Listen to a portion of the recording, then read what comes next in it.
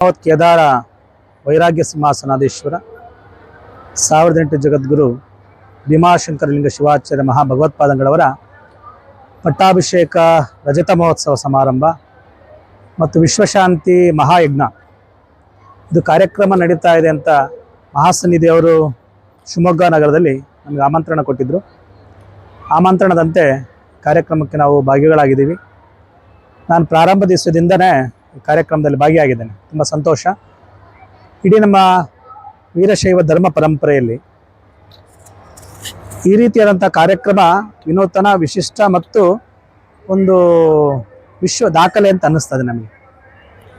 ಏಕೆಂದರೆ ನನಗೆ ಗೊತ್ತಿರೋ ರೀತಿಯಾಗಿ ಪಂಚಪೀಠದ ಪರಂಪರೆಯಲ್ಲಿ ವಿಶ್ವಶಾಂತಿಗಾಗಿ 108 ಕುಂಡಗಳ ಮಹಾಯಜ್ಞವನ್ನು ಮಾಡುತ್ತಿರುವುದು ಇದು ಪ್ರಥಮ ಬಾರಿಗೆ.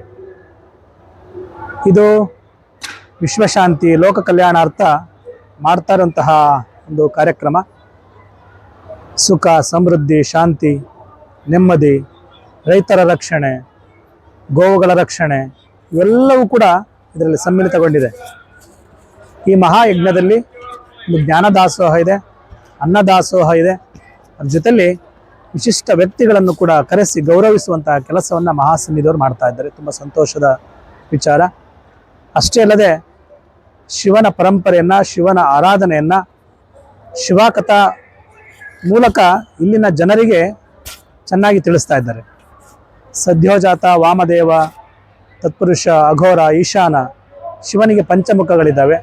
ಆ ಪಂಚಮುಖಗಳ ಬಗ್ಗೆ ಜಗದ್ಗುರು ರೇಣುಕಾಚಾರ್ಯರು, ದಾರುಕಾಚಾರ್ಯರು, ಏಕೋರಾಮರಾಧ್ಯ, ಪಂಡಿತಾರಾಧ್ಯ, ವಿಶ್ವಾರಾಧ್ಯ 5 ಜನ ಪೀಠ ಆಚಾರ್ಯರ ಬಗ್ಗೆ ಶಿವಕಥೆಯ ಮೂಲಕ ಇಲ್ಲಿನ ಜನಸಾಮಾನ್ಯರಿಗೂ ಕೂಡ ತಿಳಿಸುವಂಥ ಕೆಲಸವನ್ನು ಮಹಾಸನ್ನಿಧಿಯವರು ಮಾಡಿರೋದು ತುಂಬ ಸಂತೋಷದ ವಿಚಾರ. ಶಿವಕಥಾವನ್ನು ಕೂಡ ಅದರಲ್ಲಿ ಅಷ್ಟಾವರಣ, ಪಂಚಾಚಾರ, ಶಟಸ್ಥಲಗಳ ಬಗ್ಗೆ ಉಲ್ಲೇಖಗಳನ್ನು ಕೂಡ ಅವರು ಮಾಡ್ತಾ ಇರೋದನ್ನು ಕೇಳಿ ತುಂಬ ಸಂತೋಷ ಆಗಿದೆ.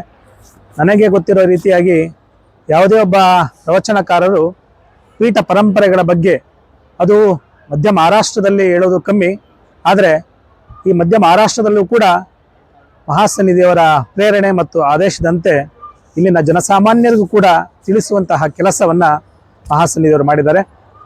ಅಂದರೆ ಪೀಠ ಪರಂಪರೆಯ ಬಗ್ಗೆ ಜನಸಾಮಾನ್ಯರಿಗೆ ಈ ರೀತಿಯ ಶಿವಕಥಾ ಮೂಲಕ ತಿಳಿಸುವುದು ಒಂದು ಭಾಳ ವಿಶಿಷ್ಟವಾದಂತಹ ಕಾರ್ಯಕ್ರಮ ಅಂತ ಹೇಳೋದಕ್ಕೆ ತುಂಬ ಸಂತೋಷ ಅನಿಸುತ್ತೆ. ಅದರಲ್ಲೂ ಕೂಡ ವಿಶ್ವಶಾಂತಿ ಮಹಾಯಜ್ಞದಲ್ಲಿ ಭಾಗಿಗಳಾಗಿರುವುದು ಅದು ಭಾಳ ವಿಶೇಷ. ಪ್ರತಿ ದಿವಸನೂ ಕೂಡ ಬೆಳಿಗ್ಗೆ ಪ್ರಾತಃ ಕಾಲದಲ್ಲಿ ರುದ್ರಾಭಿಷೇಕ, ನಂತರ ಮಹಾಯಜ್ಞ ಪ್ರಾರಂಭವಾಗ್ತಾ ಇದೆ. ದುರ್ಗಾ ಸಪ್ತಶತಿ ಮಹಾಯಜ್ಞ ಹಾಗೂ ರುದ್ರಹೋಮ ಎಲ್ಲವೂ ಕೂಡ ಭಾಳ ವಿಶಿಷ್ಟವಾಗಿದೆ. ಅದರಲ್ಲೂ ಕೂಡ ವಿಶೇಷವಾಗಿ ದಂಪತಿಗಳೇ ಕುತ್ಕೊಂಡು ಪೂಜೆ ಮಾಡಬೇಕು. ಆ ದಂಪತಿಗಳಿಗೂ ಕೂಡ ಪ್ರತಿ ದಿವಸ, ಪ್ರತಿ ಹಂತದಲ್ಲೂ ಕೂಡ ಹೊಸ ಹೊಸ ದಂಪತಿಗಳನ್ನು ಅವಕಾಶ ಮಾಡಿದ್ದಾರೆ. ಕರ್ನಾಟಕ, ಮಹಾರಾಷ್ಟ್ರ, ಆಂಧ್ರ, ಉತ್ತರ ಪ್ರದೇಶ, ಉತ್ತರಾಖಂಡ್, ಎಲ್ಲ ತೆಲಂಗಾಣ ಎಲ್ಲ ಪ್ರದೇಶದ ಜನರಿಗೂ ಕೂಡ ಅವಕಾಶ ಕೊಟ್ಟಿದ್ದಾರೆ.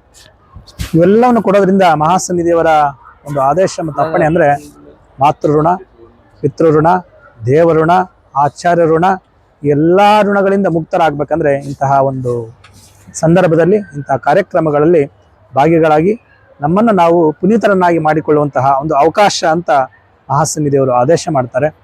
ಅಂತಹ ಅವಕಾಶದಲ್ಲಿ ನೀವೆಲ್ಲರೂ ಕೂಡ ಪಾಲ್ಗೊಳ್ಳಬೇಕು. ಇಂತಹ ಸಂದರ್ಭದಲ್ಲಿ ಎಲ್ಲ ಪ್ರಾಂತ್ಯದ ಜನರಿಗೂ ಕೂಡ ಬರೋದರಲ್ಲಿ ಮತ್ತು ಇದರಲ್ಲಿ ಅನ್ನದಾಸೋಹ, ಪ್ರತಿನಿತ್ಯ ಅನ್ನದಾಸೋಹನ ಮಾಡ್ತಾ ಇರೋದು ಭಾಳ ವಿಶೇಷವಾದದ್ದು. ಪ್ರತಿ ದಿವಸನೂ ಕೂಡ ಬೆಳಗಿಂದ ಮಧ್ಯಾಹ್ನ ತನಕ, ಸಂಜೆ ತನಕ, ರಾತ್ರಿ ತನಕ ಎಲ್ಲ ಕಾರ್ಯಕ್ರಮಗಳಲ್ಲೂ ಕೂಡ ಅನ್ನದಾಸೋಹ ನಡೀತಾ ಇದೆ.